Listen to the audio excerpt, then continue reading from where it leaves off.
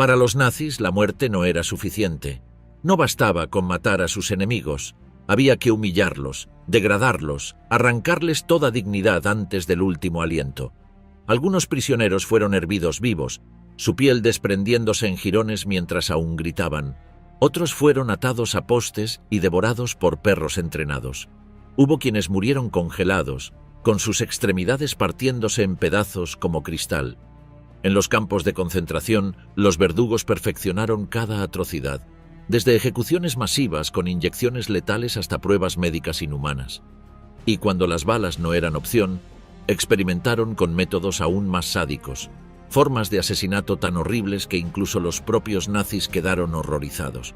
Pero entre todas las atrocidades, hubo una que superó a las demás.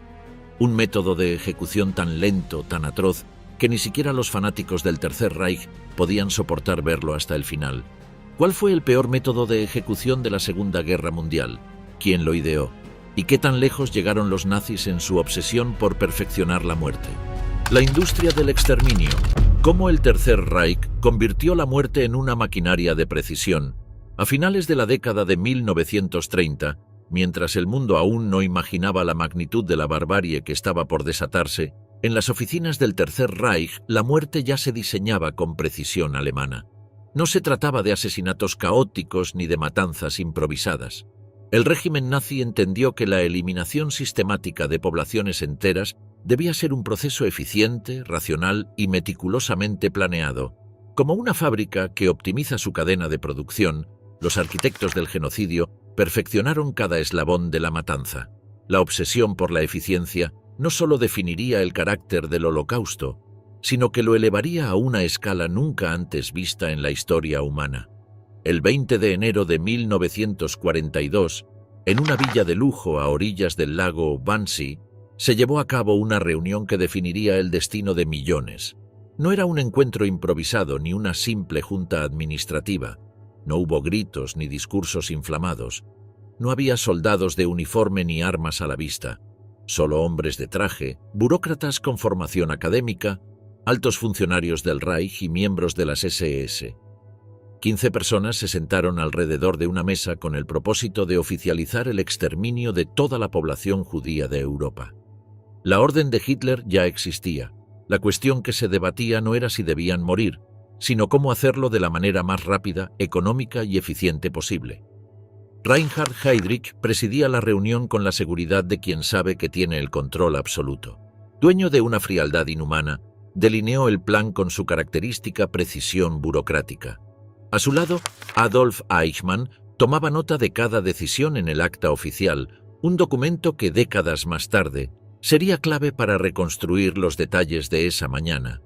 En la mesa también estaban presentes figuras como Wilhelm Stuckart, arquitecto de las leyes de Nuremberg, Erich Neumann, encargado de integrar la economía del Reich en el proceso de exterminio, Friedrich Kritzinger, del gobierno de Hitler, y Karl Eberhard Schongart, oficial de la Gestapo con experiencia en asesinatos masivos en el Frente Oriental.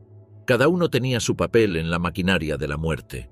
El tono de la discusión fue estrictamente técnico. Se revisaron cifras de población judía en cada país de Europa, desde los territorios ocupados hasta los países aún no conquistados.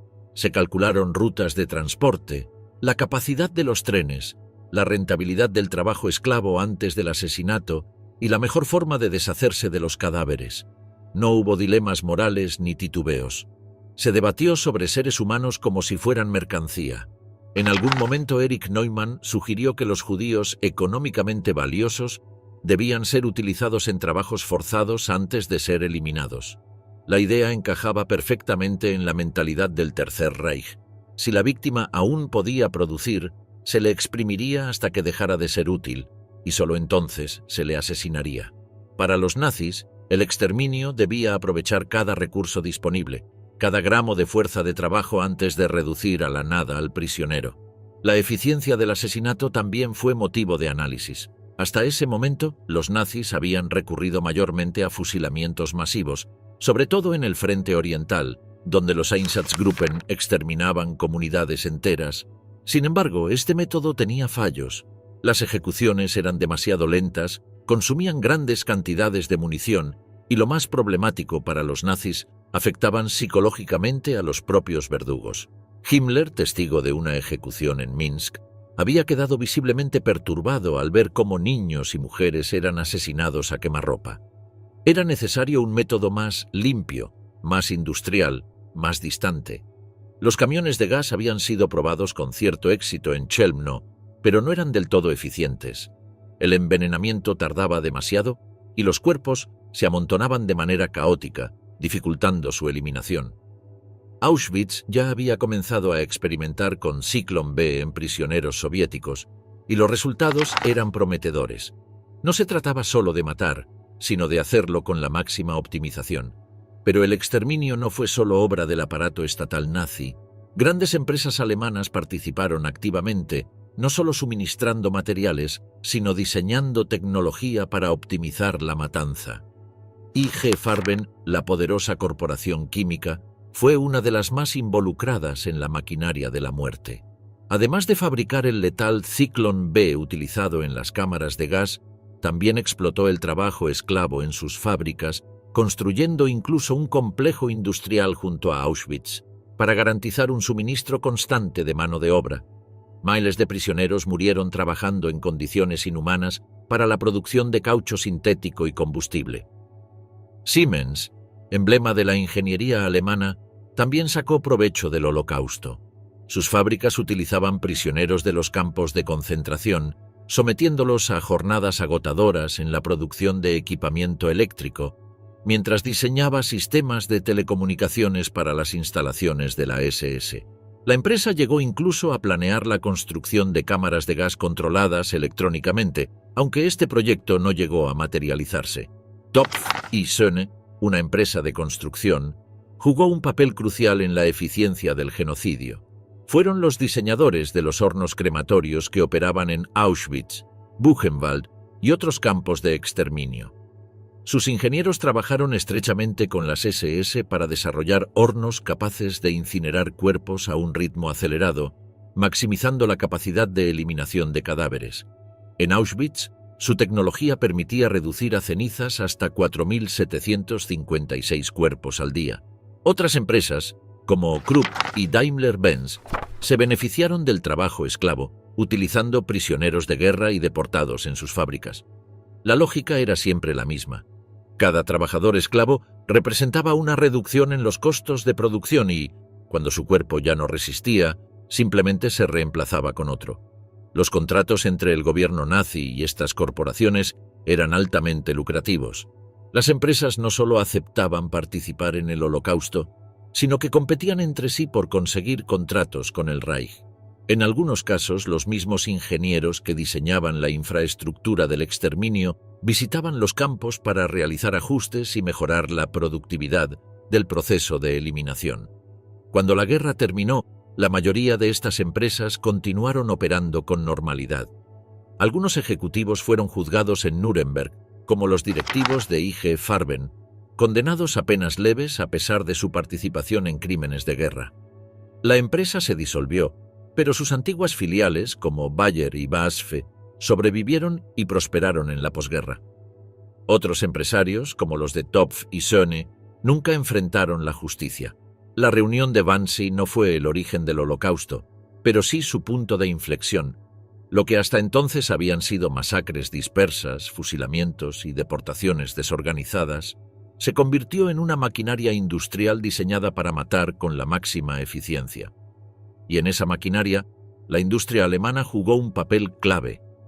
Empresas privadas ayudaron a convertir el genocidio en una operación precisa, rentable y meticulosamente calculada. Los asistentes abandonaron la villa de Wannsee sin rastro de culpa. No habían matado a nadie con sus propias manos. No habían disparado un solo tiro. Solo habían diseñado el proceso que otros llevarían a cabo. Antes de retirarse, brindaron con coñac. El Holocausto acababa de convertirse en una maquinaria de precisión. Las ejecuciones más sádicas y experimentales del Tercer Reich. Las atrocidades cometidas por el Tercer Reich durante la Segunda Guerra Mundial no solo se limitaron a la persecución y exterminio sistemático de millones de personas, sino que también incluyeron una serie de ejecuciones caracterizadas por una crueldad y un sadismo que escapan a toda lógica humana. La muerte no fue solo un acto de guerra, ni una consecuencia de la brutalidad de los campos de concentración. En muchos casos, se convirtió en una forma de entretenimiento, en una exhibición de poder absoluto donde la tortura y el sufrimiento eran infligidos con una meticulosidad escalofriante. No bastaba con asesinar. Había que convertir la muerte en un espectáculo, en una demostración de dominio sobre la víctima, en un proceso que despojara a la persona de toda dignidad antes de arrebatarle la vida. Entre los episodios más espantosos de esta lógica perversa, se encuentran las masacres perpetradas por unidades especiales de la SS y la Gestapo, que en muchos casos actuaron con una brutalidad que incluso resultaba excesiva dentro del propio régimen nazi. Un ejemplo de ello es la Brigada Dirlewanger, comandada por Oskar Dirlewanger, un hombre cuyo sadismo era conocido incluso dentro de las filas nazis. Su unidad, compuesta por criminales violentos liberados de prisión, recibió la tarea de aplastar la resistencia en el frente oriental y en la insurrección de Varsovia. Sin embargo, sus métodos distaban mucho de ser simples operaciones militares. En Bielorrusia, la Brigada Dirlewanger encerró a cientos de mujeres y niños en graneros, los roció con gasolina y prendió fuego a los edificios. Mientras el fuego devoraba a sus víctimas, los soldados disparaban a aquellos que intentaban escapar, convirtiendo la masacre en una especie de juego sádico. En Varsovia, los miembros de la unidad violaban a mujeres antes de ejecutarlas, mataban a niños a golpes contra las paredes y mutilaban a los prisioneros por puro placer. La brutalidad de esta unidad era tal que incluso oficiales de la Wehrmacht, acostumbrados a la violencia de la guerra, se quejaron de su comportamiento. Sin embargo, Dirlewanger siguió contando con el apoyo de la SS hasta el colapso del Tercer Reich. Pero la barbarie no solo surgió de figuras abiertamente sádicas. En ocasiones los responsables de ejecuciones masivas eran hombres comunes, burócratas sin un historial previo de violencia, que simplemente obedecían órdenes. Uno de los casos más escalofriantes es el del Batallón 101 de la Policía del Orden, una unidad de reserva compuesta por hombres de mediana edad sin experiencia militar significativa. En julio de 1942, esta unidad recibió la orden de exterminar a toda la población judía de la aldea polaca de Józefów. Su comandante, Wilhelm Trapp, no era un fanático. Se dice que incluso lloró cuando transmitió la orden a sus hombres. Les dijo que si alguno no quería participar en la ejecución, podía apartarse, pero la mayoría no lo hizo. Durante horas, estos policías dispararon a cientos de hombres, mujeres y niños en el bosque cercano. Los obligaban a arrodillarse frente a fosas comunes y les disparaban en la nuca. Los que se negaban a participar en las primeras horas de la masacre terminaron cediendo a la presión del grupo y ejecutando a prisioneros. Al final del día, casi todos habían asesinado con sus propias manos. No eran sádicos ni criminales de guerra experimentados. Eran hombres comunes que, en un contexto de obediencia y presión social, se transformaron en verdugos. En los campos de concentración, el asesinato masivo no siempre fue un proceso eficiente. En algunos casos, los guardias de la SS improvisaban métodos de ejecución diseñados para causar el máximo sufrimiento posible. En Mauthausen, una práctica particularmente cruel se convirtió en una rutina macabra: el salto del paracaidista. Los prisioneros eran llevados a la cantera del campo y obligados a arrojarse desde un acantilado de más de 40 metros de altura. Si se negaban, eran empujados sin contemplaciones. En ocasiones, los guardias convertían el espectáculo en un juego, obligando a los prisioneros a cantar himnos nazis antes de saltar o lanzándolos en grupo para ver quién sobrevivía más tiempo. A veces, cuando un prisionero no moría al impactar contra las rocas, los guardias descendían y lo remataban a golpes. En otros campos, se experimentaron métodos aún más espantosos.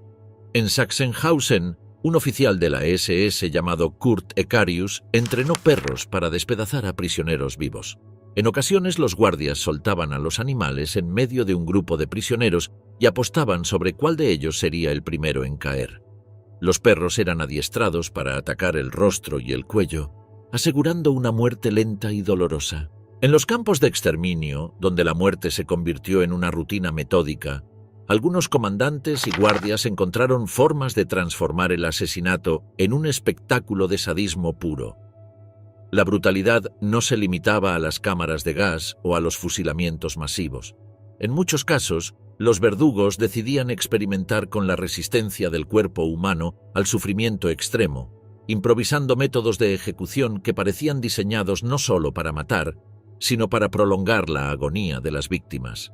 En Sobibor y Treblinka, algunos prisioneros fueron arrojados vivos a fosas comunes llenas de cadáveres en descomposición y obligados a permanecer allí hasta que les llegara el turno de ser ejecutados. Hay testimonios de sobrevivientes que recuerdan cómo los más desafortunados, atrapados entre los cuerpos en putrefacción, intentaban mantenerse erguidos, soportando el hedor insoportable y la visión de los gusanos que devoraban los cadáveres a su alrededor. Para algunos la muerte llegó antes del disparo, víctimas de asfixia, desesperación o ataques de pánico incontrolables.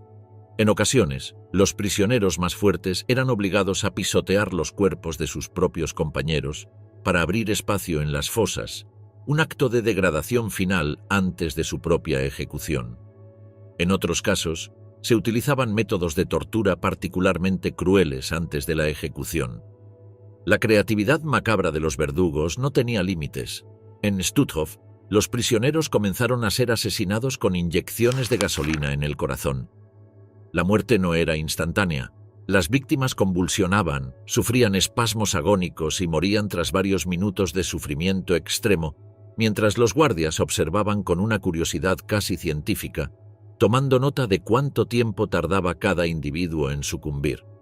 En algunos experimentos, los nazis alteraban la cantidad de gasolina inyectada para ver si pequeñas dosis prolongaban la agonía. La piel de los prisioneros adquiría un tono amoratado mientras el veneno recorría sus venas, provocando un dolor insoportable desde dentro. Cuando la escasez de recursos complicaba la administración del veneno, se usaban sustitutos como el ácido carbólico, una sustancia altamente tóxica que quemaba los órganos internos antes de provocar la muerte. La inyección se aplicaba directamente en el corazón o en la vena yugular, y los verdugos se divertían observando cómo las víctimas se aferraban desesperadamente a los últimos segundos de vida, con los músculos retorciéndose en espasmos incontrolables. Pero la crueldad no se limitaba a los métodos químicos. En algunos campos, los nazis convirtieron la muerte en una especie de juego macabro.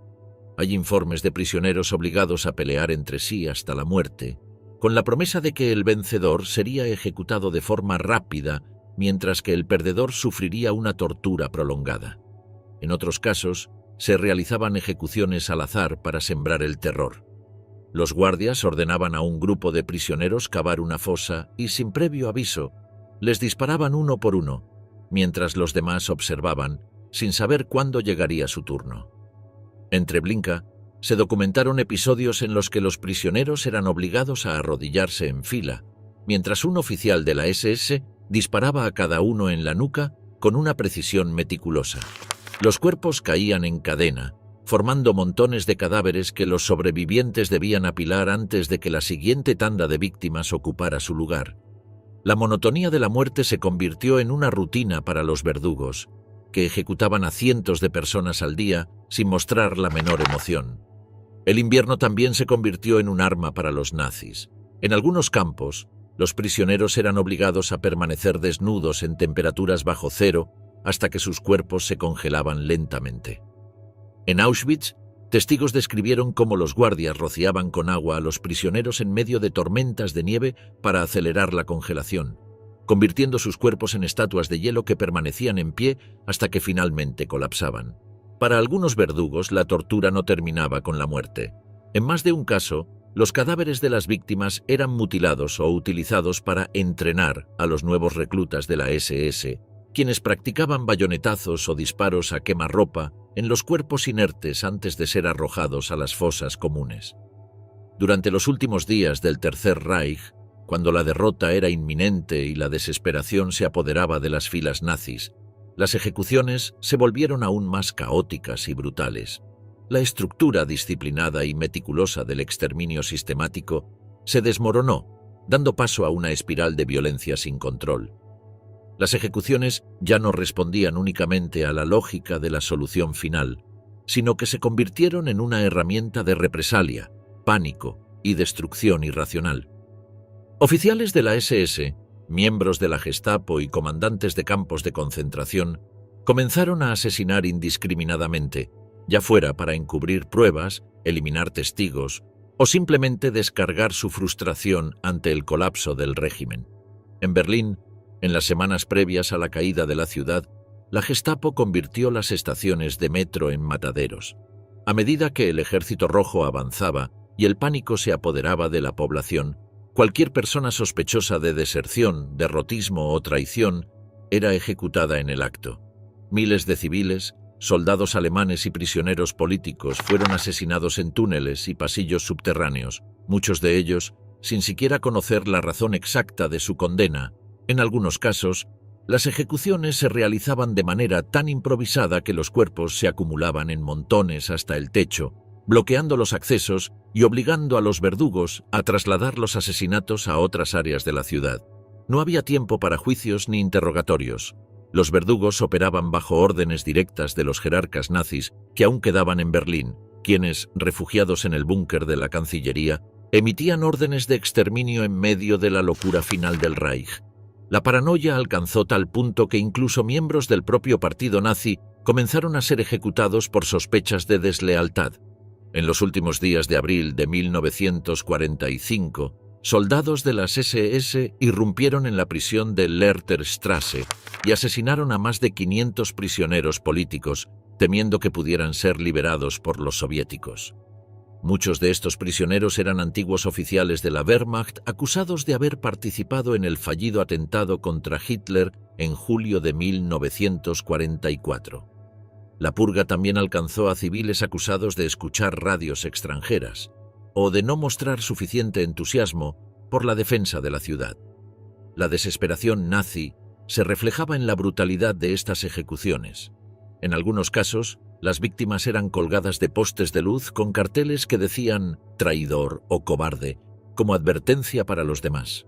Mientras tanto, en los campos de concentración que aún funcionaban, los nazis intentaban borrar las pruebas de sus crímenes, asesinando a los prisioneros restantes de las formas más rápidas y brutales posibles. En Dachau, los prisioneros fueron fusilados en masa a medida que los aliados se acercaban. En un intento por acelerar el proceso, algunos guardias hicieron que las víctimas se formaran en grupos grandes antes de abrir fuego con ametralladoras, dejando cientos de cadáveres apilados en patios y barracones. En otros campos, los hornos crematorios fueron llevados al límite de su capacidad, con los verdugos lanzando cuerpos aún con signos de vida en el fuego para no perder tiempo en ejecuciones convencionales. En Mauthausen, algunos prisioneros fueron obligados a entrar en las cámaras de gas sin siquiera cerrar las puertas correctamente, lo que provocó que el gas se filtrara al exterior y que los mismos verdugos sintieran los efectos de la intoxicación. En Ravensbrück, un campo de concentración predominantemente femenino, las últimas ejecuciones se realizaron con una prisa tan desesperada que algunas víctimas fueron arrojadas vivas a las fosas comunes antes de recibir el tiro de gracia. Testigos sobrevivientes relataron cómo, en los días finales, los guardias ya no se molestaban en asegurarse de que las víctimas estuvieran muertas antes de cubrir los cuerpos con tierra. El caos y la improvisación reemplazaron la meticulosidad con la que se había llevado a cabo el Holocausto hasta ese momento.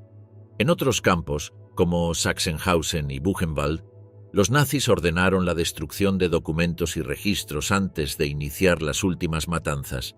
Los Sonderkommando, las unidades de prisioneros forzados a manejar los cadáveres en los campos de exterminio, fueron eliminados casi en su totalidad para evitar que testificaran sobre lo que habían visto. A medida que el colapso del Tercer Reich se hacía inevitable, algunas unidades de la SS intentaron huir, dejando tras de sí escenas de horror absoluto. En algunos casos, los prisioneros fueron abandonados en barracones sellados sin comida ni agua, esperando que murieran de inanición antes de que llegaran los aliados. En Bergen-Belsen, la situación se volvió tan desesperada que, cuando los británicos liberaron el campo, encontraron miles de cadáveres esparcidos por el suelo y supervivientes en condiciones tan deplorables que muchos murieron incluso después de ser rescatados. La desesperación de los nazis no solo significó el exterminio final de miles de víctimas, sino que también dejó en evidencia la absoluta indiferencia por la vida humana que había caracterizado todo el régimen. El último acto de crueldad del Tercer Reich no se llevó a cabo en los campos ni en las estaciones de metro, sino en las carreteras y bosques de Alemania y Polonia. En las llamadas marchas de la muerte, decenas de miles de prisioneros fueron obligados a caminar cientos de kilómetros bajo temperaturas extremas, sin comida ni descanso, con el único propósito de impedir que cayeran en manos de los aliados. Quienes no podían seguir el paso eran ejecutados en el camino y sus cuerpos eran abandonados en las cunetas. Algunos sobrevivientes relataron cómo los guardias nazis disfrutaban disparando a los prisioneros que se derrumbaban, mientras otros eran devorados vivos por perros entrenados para atacar a quienes intentaran escapar. Las marchas de la muerte fueron el epílogo más cruel de un genocidio que, hasta su último instante, se caracterizó por su sadismo, su brutalidad y su absoluta falta de humanidad. El método más brutal, la asfixia por escape de gases de tanque. El Holocausto no solo fue una máquina de exterminio, sino un proceso de experimentación constante para optimizar la muerte. Antes de que las cámaras de gas de Auschwitz y Treblinka establecieran un modelo definitivo, los nazis probaron métodos más rudimentarios, algunos de los cuales resultaron ser incluso más aterradores. Entre ellos, la ejecución mediante camiones de gas cerrados destacó como una de las formas más brutales de asesinato masivo, un método donde la muerte llegaba lentamente, entre gritos sofocados, en la oscuridad de un compartimento hermético. El principio detrás de este sistema era tan simple como despiadado. Se trataba de camiones con compartimentos sellados en los que los gases de escape del motor eran redirigidos al interior, asfixiando a las víctimas con una mezcla letal de monóxido de carbono y dióxido de carbono. A diferencia de las cámaras de gas fijas, donde la muerte era relativamente rápida, los prisioneros dentro de los Gaswagen podían tardar hasta 30 minutos en morir. Todo dependía de la temperatura exterior y del rendimiento del motor. En invierno, cuando el frío retardaba la combustión, la agonía se prolongaba aún más. El campo de exterminio de Chelmno fue el primero en adoptar este método a gran escala. Aquí, miles de judíos, prisioneros de guerra soviéticos y disidentes políticos fueron asesinados en el interior de estos vehículos. No era el único sitio donde se usaban. En el frente oriental, los Einsatzgruppen los implementaron para exterminar comunidades enteras sin necesidad de fusilamientos. La principal ventaja, desde la perspectiva nazi, era la automatización del asesinato.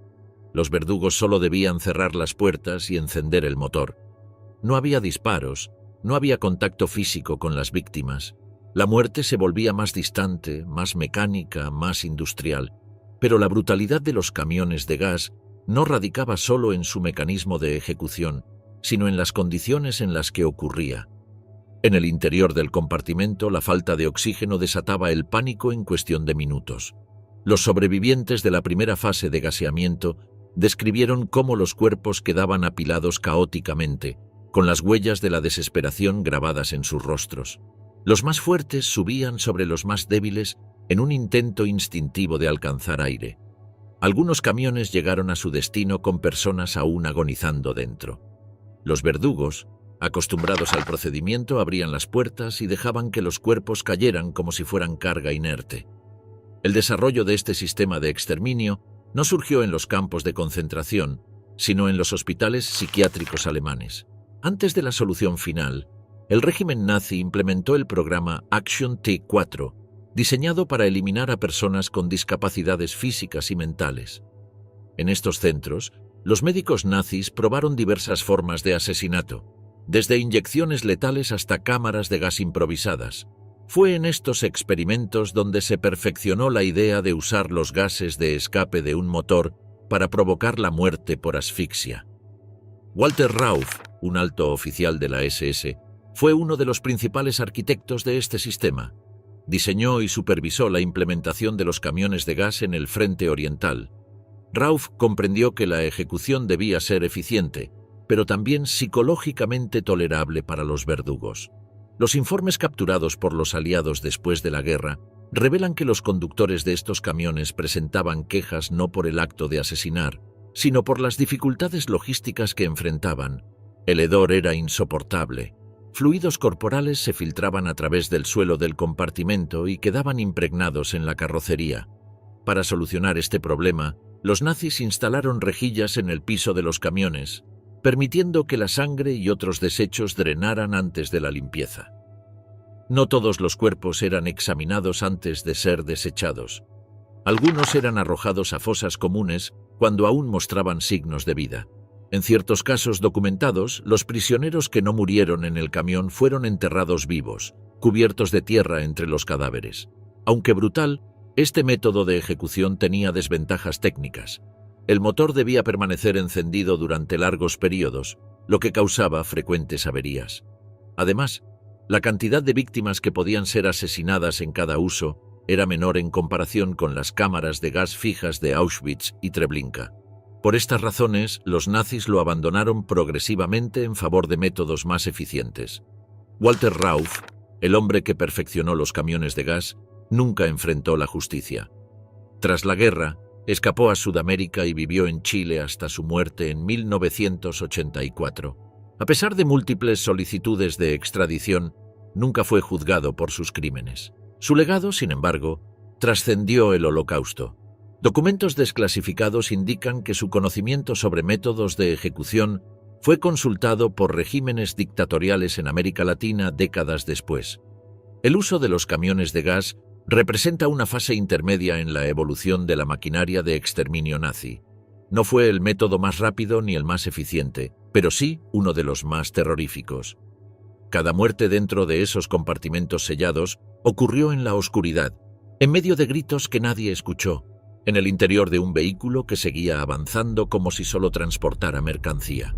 Cirujanos del exterminio, los médicos nazis y sus pruebas letales. La muerte en el Tercer Reich no fue solo un proceso burocrático ni un acto de sadismo impulsado por el fanatismo. Para algunos, la ejecución se convirtió en un experimento. En los laboratorios y salas de operaciones de los campos de concentración, médicos de las SS llevaron la brutalidad a un nivel que desafiaba toda lógica.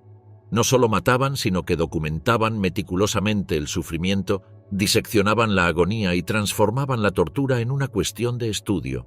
En su visión distorsionada de la ciencia, el asesinato debía ser analizado, cuantificado y optimizado.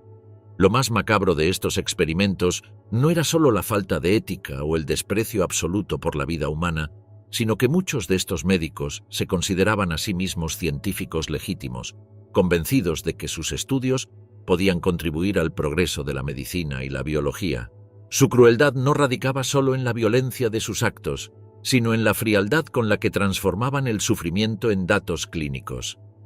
Uno de los principales artífices de esta depravación fue Sigmund Rascher, un médico de la Luftwaffe obsesionado con la resistencia humana a condiciones extremas. En el campo de Dachau, Rascher utilizó prisioneros como sujetos de prueba en simulaciones de altitud extrema. Los introducía en cámaras de baja presión y reducía gradualmente el oxígeno hasta alcanzar el equivalente de más de 15.000 metros de altura. Los resultados fueron escalofriantes: convulsiones, hemorragias internas, cerebros destruidos por la descompresión. Algunas víctimas fueron diseccionadas mientras aún estaban vivas para examinar los efectos del colapso pulmonar en tiempo real. A medida que sus experimentos avanzaban, Rascher comenzó a probar cómo la presión afectaba al cuerpo en descensos rápidos, simulando lo que ocurriría si un piloto fuera eyectado de un avión sin traje presurizado. Los prisioneros se retorcían de dolor mientras el gas se acumulaba en su sangre, causando embolias letales. En los informes que enviaba a la Luftwaffe, Rascher describía estos episodios con la distancia de un investigador que analiza el comportamiento de un animal de laboratorio. Pero la experimentación de Rascher no se limitó a la altitud. También dirigió estudios sobre hipotermia extrema, con el objetivo de determinar cuánto tiempo podía sobrevivir un soldado alemán en aguas heladas antes de morir. Prisioneros desnudos eran sumergidos en tanques de agua helada, en algunos casos durante horas, mientras los médicos nazis tomaban nota de la velocidad con la que el cuerpo humano colapsaba. La piel de las víctimas se tornaba azulada, sus cuerpos entraban en shock y muchos morían de un paro cardíaco antes de perder el conocimiento. Cuando el pulso se debilitaba, los sacaban del agua y los reanimaban, solo para volver a sumergirlos, repitiendo el ciclo hasta que finalmente morían. Para probar métodos de recalentamiento, Rasher ordenó que prisioneras de campos cercanos fueran llevadas a la sala de experimentos. Se les obligaba a abrazar a los moribundos en un intento de transmitirles calor corporal. Si el sujeto no se recuperaba, el proceso se consideraba fallido y se iniciaba con otra víctima. Algunos médicos de las SS estaban convencidos de que estos experimentos eran cruciales para la supervivencia de los soldados alemanes en el frente oriental, y los datos recopilados fueron posteriormente utilizados por instituciones médicas de posguerra en un legado oscuro que pocas veces se reconoce. Otro médico clave en la maquinaria de exterminio fue Karl Brandt, cirujano personal de Hitler y director del programa de eutanasia Action T4. Brandt supervisó ejecuciones experimentales mediante inyecciones de fenol, gasolina y aire en el torrente sanguíneo. La idea era encontrar el método más rápido, silencioso y eficiente para matar sin dejar rastros. En algunas pruebas, los prisioneros eran ejecutados con un disparo en la cabeza segundos después de la inyección para comparar los efectos en sus órganos durante la autopsia. En otros casos, se les forzaba a ingerir venenos experimentales y los médicos nazis documentaban meticulosamente cada fase de la agonía. Este programa no solo eliminó a miles de personas con discapacidades mentales y físicas, sino que también sirvió como campo de pruebas para los métodos de exterminio que luego se aplicarían en los campos de concentración. Los experimentos no se limitaron a hombres adultos. En el campo de Ravensbrück, donde la mayoría de las prisioneras eran mujeres, se realizaron estudios quirúrgicos inhumanos. Médicos de las SS amputaban extremidades sin anestesia, trasplantaban músculos y nervios de un cuerpo a otro y, en algunos casos, infectaban deliberadamente las heridas con bacterias para estudiar el desarrollo de la gangrena. Los documentos indican que algunas prisioneras fueron obligadas a caminar con huesos fracturados solo para analizar la resistencia del cuerpo antes de colapsar. En más de una ocasión, se realizaron operaciones sin ningún tipo de medida de higiene, dejando a las víctimas en un sufrimiento insoportable mientras los médicos tomaban notas de la velocidad con la que la infección se propagaba. En el mismo campo, se experimentó con la esterilización forzada, inyectando sustancias corrosivas en los órganos reproductivos de las mujeres para dejarlas infértiles. Algunas de las víctimas sobrevivieron, pero quedaron con dolores crónicos, hemorragias constantes y secuelas físicas que las atormentaron por el resto de sus vidas. Uno de los experimentos más atroces fue el llevado a cabo por Josef Mengele, el llamado Ángel de la Muerte de Auschwitz. Su presencia en la rampa de selección era una de las más temidas, pues con un simple movimiento de su dedo decidía quién sería enviado inmediatamente a las cámaras de gas y quién sería retenido para sus experimentos. Mengele se interesaba especialmente en niños, mujeres embarazadas y personas con anomalías físicas o genéticas, a quienes veía como material científico invaluable. Su laboratorio estaba ubicado en el bloque 10 de Auschwitz, una sección del campo donde sus víctimas eran sometidas a pruebas tan inhumanas que incluso algunos otros médicos nazis las consideraban excesivas. Uno de sus principales intereses era el estudio del crecimiento y la regeneración ósea. Para ello, sometía a sus víctimas a fracturas deliberadas y observaba el proceso de curación sin proporcionarles ningún tipo de tratamiento. En algunos casos, rompía los huesos repetidamente en diferentes intervalos de tiempo para analizar si el cuerpo podía recuperar su forma original después de múltiples traumatismos. Cuando sus pacientes ya no podían soportar el dolor o cuando sus experimentos llegaban a un punto muerto, los asesinaba y realizaba disecciones para examinar directamente la estructura interna de los huesos dañados. Esta práctica no solo causaba un sufrimiento inimaginable, sino que también reducía a sus víctimas a meros objetos de observación en su insaciable búsqueda de conocimiento pseudocientífico. El doctor también estaba obsesionado con la inmunidad y la resistencia a enfermedades contagiosas. A varios grupos de prisioneros se les inoculaban deliberadamente bacterias mortales, como fiebre tifoidea y tuberculosis, para evaluar cómo respondía su organismo sin ningún tipo de tratamiento. En ocasiones extraía muestras de sangre y médula ósea antes de que la enfermedad alcanzara su fase terminal, buscando posibles diferencias en la capacidad de recuperación entre distintos grupos étnicos. Mengele creía que los arios puros debían poseer una mayor resistencia a las enfermedades en comparación con los judíos, gitanos y otras poblaciones que él consideraba inferiores. Cuando la infección alcanzaba su punto más crítico, dejaba morir a los prisioneros en condiciones de aislamiento total, evitando que recibieran ayuda de los demás internos para que sus observaciones no se vieran alteradas por factores externos. Uno de los procedimientos más aterradores que llevó a cabo involucraba la manipulación de órganos internos mientras las víctimas aún estaban con vida. En algunos experimentos, intentaba extirpar partes del hígado o los pulmones sin anestesia, observando cuánto tiempo podía sobrevivir una persona sin una parte crucial de su cuerpo. En otros casos, realizó trasplantes de órganos entre prisioneros sin considerar la compatibilidad sanguínea ni las técnicas médicas adecuadas, lo que resultaba en un rechazo inmediato y una muerte lenta y dolorosa por infección. Mengele parecía fascinado por la idea de prolongar la vida de sus víctimas hasta el punto máximo de resistencia antes de que sucumbieran a sus heridas, como si estuviera explorando los límites físicos del cuerpo humano bajo condiciones extremas. El sadismo de sus experimentos no se limitaba solo a la medicina. También sometía a sus víctimas a pruebas de resistencia física diseñadas para evaluar la capacidad del cuerpo humano bajo circunstancias extremas.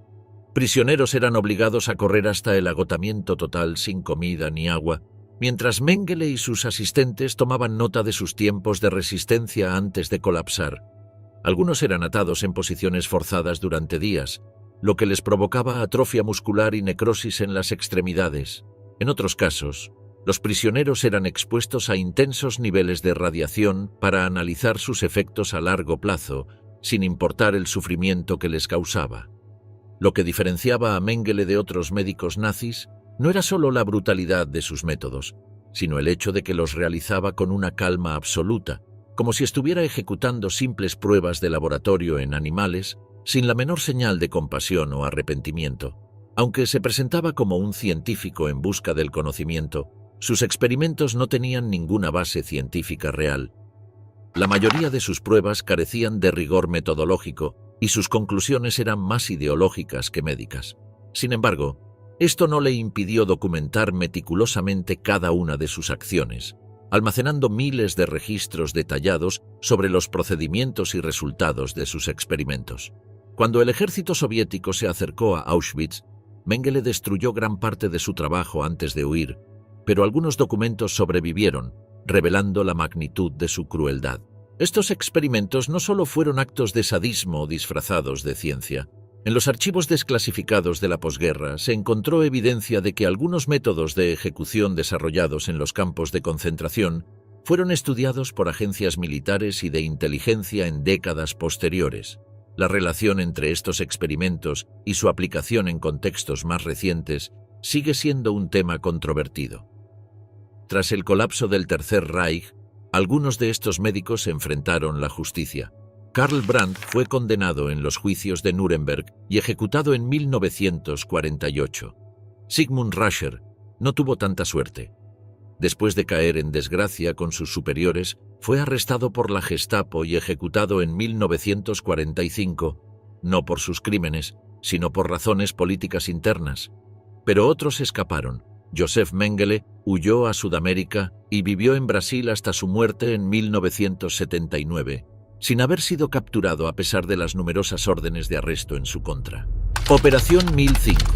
El plan nazi para borrar el Holocausto. Cuando la derrota del Tercer Reich se volvió inevitable, la prioridad nazi ya no era ganar la guerra, sino ocultar sus crímenes. No se trataba solo de destruir documentos o eliminar testigos, sino de algo mucho más siniestro: borrar físicamente toda evidencia del genocidio. La Operación 1005 fue la última gran matanza del Holocausto, un acto de desesperación donde la única prueba de la existencia de las víctimas eran montañas de cenizas esparcidas al viento. Fue el intento final de los nazis por negar lo innegable, un esfuerzo por reescribir la historia mientras el Reich colapsaba a su alrededor. El plan fue concebido en 1942 por Heinrich Himmler, quien comprendió que si los aliados descubrían los campos de exterminio intactos, el Reich quedaría marcado por un crimen demasiado monstruoso para ser negado. Hasta ese momento, los nazis habían operado con la certeza de que su victoria era inevitable y que la solución final sería un secreto enterrado con sus víctimas. Sin embargo, con la progresiva pérdida de territorios en el frente oriental y la creciente presión de los aliados en el oeste, se hizo evidente que la derrota era una posibilidad real. La propaganda nazi había justificado la persecución de los judíos y otras minorías como una medida necesaria para la pureza racial, pero no había manera de justificar la existencia de campos como Treblinka, Sobibor o Belzec, donde la muerte había sido industrializada a una escala inimaginable. Himmler, siempre obsesionado con la organización y el control, comprendió que la única opción era eliminar cualquier rastro de estos crímenes antes de que cayeran en manos enemigas. Para llevar a cabo esta tarea, Himmler recurrió a uno de los oficiales con mayor experiencia en la ejecución de asesinatos masivos, Paul Blobel.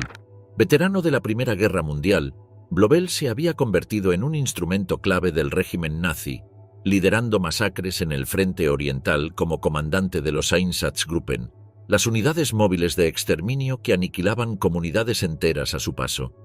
En 1941, dirigió la masacre de Babi Yar en Ucrania, donde más de 33.000 judíos fueron fusilados en un solo fin de semana.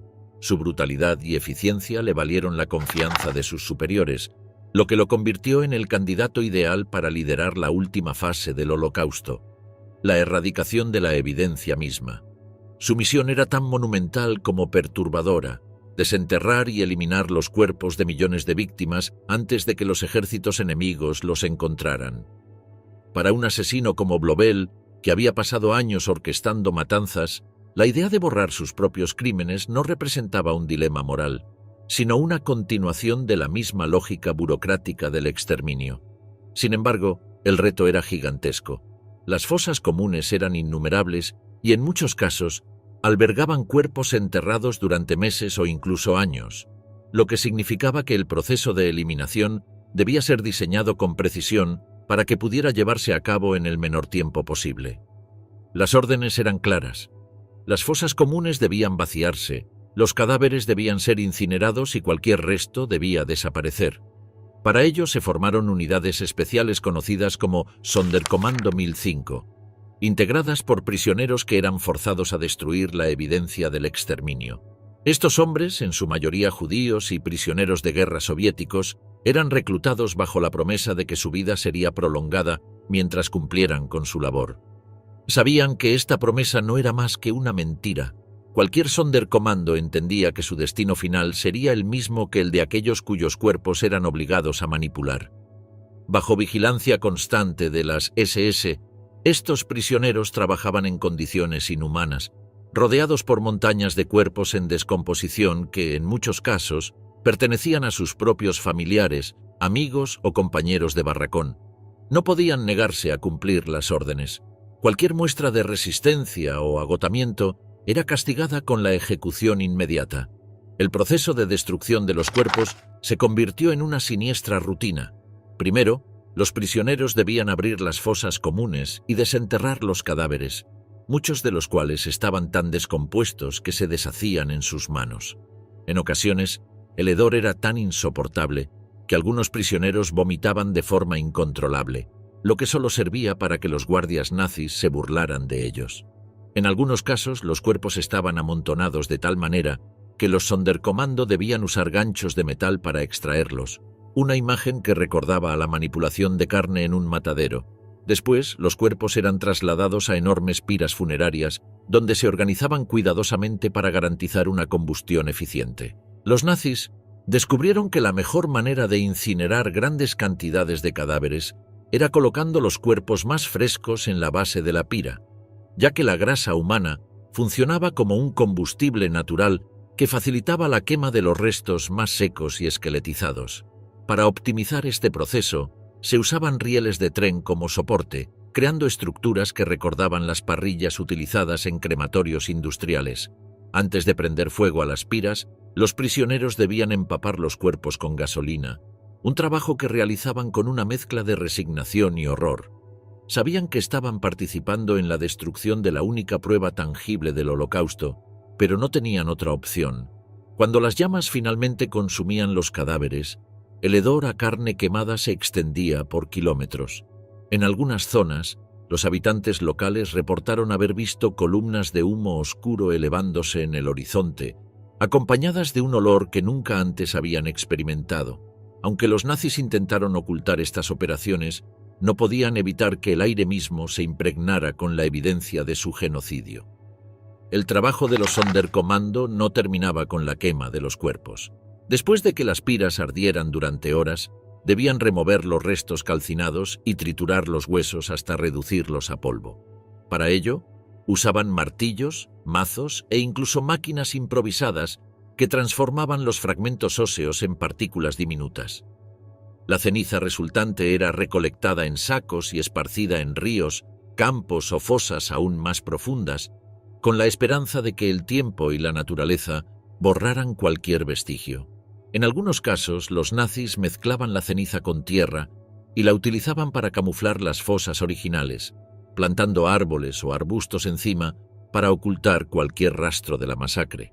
En su enfermiza lógica, creían que si no quedaban cuerpos, entonces el crimen nunca podría ser probado. El sadismo con el que los nazis ejecutaron la Operación 1005 no se limitó a la eliminación de los cadáveres. Para su propio entretenimiento, los guardias de la SS obligaban a los prisioneros a realizar tareas absurdas, como clasificar los restos en categorías según su nivel de calcinación, o identificar a las víctimas por los fragmentos de ropa o cabello que aún quedaban adheridos a sus huesos. En más de una ocasión, los Sonderkommando fueron obligados a jugar con los cráneos de las víctimas como si fueran balones de fútbol, mientras los oficiales nazis observaban entre risas. Estas humillaciones formaban parte de la deshumanización total que caracterizó el Holocausto. Para los nazis, sus víctimas no eran personas, sino residuos que debían ser eliminados con la misma indiferencia con la que se limpia un rastro de sangre en el suelo. Pero a pesar de la meticulosa planificación de la Operación 1005, la tarea de borrar el Holocausto resultó ser más difícil de lo que los nazis habían anticipado. No solo se trataba de la inmensa cantidad de cuerpos que debían eliminarse, sino también de la imposibilidad de borrar todos los testimonios, registros y huellas de los crímenes. Los aliados estaban cada vez más cerca, y la velocidad con la que avanzaban hizo que los nazis tuvieran que abandonar muchos sitios de exterminio antes de completar su trabajo. En algunos casos, los hornos crematorios aún estaban calientes cuando los soldados soviéticos llegaron a los campos de concentración. En otros lugares, las prisas por destruir la evidencia hicieron que los nazis dejaran atrás documentos y fotografías incriminatorias.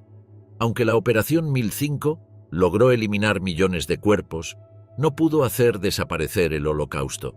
Los fragmentos óseos que quedaron en las fosas, los testimonios de los sobrevivientes y la cantidad de pruebas encontradas en los campos liberados fueron más que suficientes para demostrar la magnitud del genocidio. Los nazis ejecutaron la Operación 1005 en los principales centros de exterminio, como Treblinka, Sobibor y Belzec, así como en los campos de fusilamiento del Frente Oriental.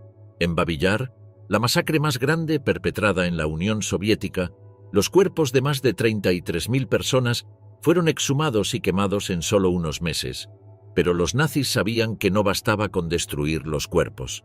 También se debían eliminar documentos, registros administrativos y cualquier estructura que delatara la magnitud del genocidio. Cámaras de gas fueron desmontadas, edificios de los campos fueron dinamitados y los terrenos fueron reforestados para hacer creer que nunca hubo instalaciones de exterminio allí. En algunos casos, incluso se trajeron campesinos de zonas cercanas para repoblar el área y borrar cualquier vestigio de las operaciones de exterminio. A pesar de la meticulosa planificación, la operación no fue perfecta. Para 1944, mientras los nazis aún intentaban borrar su rastro, los ejércitos soviético y estadounidense comenzaron a liberar los primeros campos de concentración. En algunos lugares, las llamas de las piras funerarias aún ardían cuando los soldados aliados llegaron. En Treblinka, Sobibor y Chelmno, la tierra seguía removida y llena de fragmentos óseos. En ciertos sitios, los hornos aún estaban calientes, Los prisioneros del Sonderkommando 1005 eran ejecutados sistemáticamente después de completar su trabajo, pero algunos lograron escapar y testificaron sobre lo que habían sido obligados a hacer. Fueron ellos quienes revelaron al mundo los detalles de la operación, permitiendo a los investigadores reconstruir cómo los nazis intentaron hacer desaparecer el Holocausto. Sus relatos, escritos en diarios clandestinos y enterrados cerca de los campos, se convirtieron en piezas clave en los juicios de Nuremberg. Paul Blobel, el cerebro detrás de la Operación 1005, fue capturado tras la guerra y llevado a juicio en Nuremberg. En su testimonio, nunca mostró remordimiento. Se limitó a decir que había cumplido órdenes. Fue condenado a muerte y ejecutado en 1951. Sin embargo, muchos de sus subordinados lograron escapar y otros recibieron penas menores, beneficiándose de la Guerra Fría y la falta de voluntad política para perseguir a todos los responsables. Los nazis intentaron borrar la historia, pero fracasaron. Los documentos sobrevivieron. Las fotografías fueron recuperadas. Los testimonios de los sobrevivientes resonaron en los tribunales de posguerra, y en algunos campos, décadas después, aún se pueden encontrar fragmentos de huesos en la tierra. No lograron eliminar todas las pruebas. No lograron ocultar el genocidio y, sobre todo, no lograron silenciar a las víctimas.